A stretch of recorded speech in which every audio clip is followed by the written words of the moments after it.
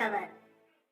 सेवानिवृत्त आयुर्वेदिक फार्मासिस्टों के मित्र मंडल की चौथी वार्षिक बैठक बुधवार को भलेई माता मंदिर के प्रांगण में संपन्न हुई, जिसकी अध्यक्षता मित्र मंडल के अध्यक्ष बालक राम शर्मा ने की। बैठक दौरान उन्होंने अपनी मांगों पर चर्चा करते हुए कहा कि जो सेवानिवृत्ति के बाद 65, 70 या 75 वर्ष की आयु पूर्ण करने पर उन्हें 5, 10 व 15% भत्ता नए वेतन के आधार पर दिया जाए। सभी के एमआर बिल का भुगतान किया जाए। साथ ही अध्यक्ष ने मित्र मंडल के सभी सदस्यों से सामाजिक कार्यों में भी भाग लेने का आग्रह किया। इस बैठक में 7 जिलों के सेवानिवृत्त फार्मासिस्टों ने भाग लिया, जिनमें चंबा जिला से हंसराज चमन सिंह, कानगड़ा से श्रम कौंडल सचिव, ऊना से राजेंद्र कौशल, मंडी से बालक राम शर्मा, बिलासपुर से देवराज प्रकाश चंद, शिमला से सूरत राम शर्मा व कुल्लू से जयसिंह ने भाग लिया। ऐसा भी जानते होंगे अनजान जी, उन्होंने प्रश्न किया कि शर्मा जी आए दिन कुछ वर्ष पहले ये महासंघ आपका जो सुर्खियों में रहा करता था, सुर्खियों का इन द सेंस कि कभी न कभी कोई ना कोई समाचार निकलता रहता था कि आज सरकार से जे मांगा, आज सरकार को जे बोला, आज जे किया। तो उन्होंने खुद कहा कि मैं महसूस कर रहा हूँ कि कुछ आप जो है वो आपके जाने के बाद थोड़ा सा ये सुस्त पड़ गए थे। तो फिर शर्मा जी कह रहे थे चलो जो इस दिए हुए का भी कुछ अंश अगर किसी परोपकार में आप लगा सकते हैं तो उससे भी एक अच्छी बात है। दूरी क्या है, मैं रोडू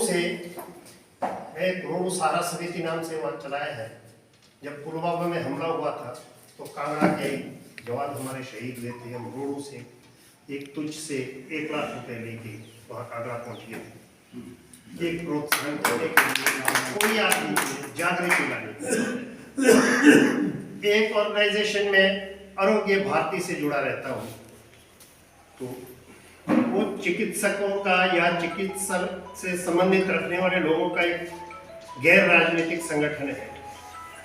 उसके सम्मेलन में शामिल होने के लिए मैं कानपुर चले गया डॉक्टरों के साथ, सभी लोग, उसमें भी मैं डिस्ट्रिक्ट शिमला।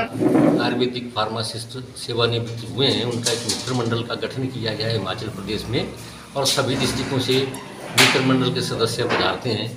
इसमें आपस में विचार करके एक दूसरे की सहायता करने की कोशिश करते हैं। और जो बचपन में हम साथी इकट्ठे हुए थे, अब बुजुर्ग हो गए, तो अब भी देखने में अच्छे लगते हैं और अपनी सहायता कर लिए एक दूसरे की विचार करके या हंसी मजाक करके अपने ब्लड को बढ़ाने की कोशिश करते हैं। और समाज सेवा के बारे में भी सोचते हैं कुछ कि कहीं क्या हो रहा है, किसी की कैसे सहायता करनी है, इस प्रकार के हम गांव में जा करके काम करते हैं। धन्यवाद।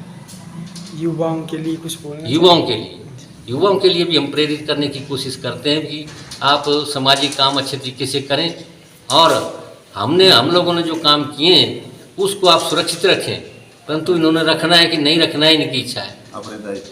अपने दायित्व को कैसे निभाएंगे ये इनकी इच्छा है, कैसे करें। मैं ये आग्रह करना चाहूँगा कि हमारे वर्तमान में जो जिस पौधे को हमने लगाया था उसको वो हरा भरा रखें और सुरक्षित रखें। और जैसे आपने युवाओं के लिए पूछा, तो युवाओं के लिए हमारा यही संदेश रहेगा कि वो नशे से दूर रहें, अनुशासन में रहें, संस्कारों में रहें, और यही हमारी उस परमपिता परमेश्वर से कामना रहेगी। और जहाँ तक ये मित्र मंडल के जितने भी सदस्य उपस्थित हुए हैं, मैं इन सब की लंबी दीर्घायु की कामना करता हूँ, और माँ भलई देवी, भलई जो है भद्रकाली, इन सब के ऊपर आशीर्वाद बनाए रखे। धन्यवाद।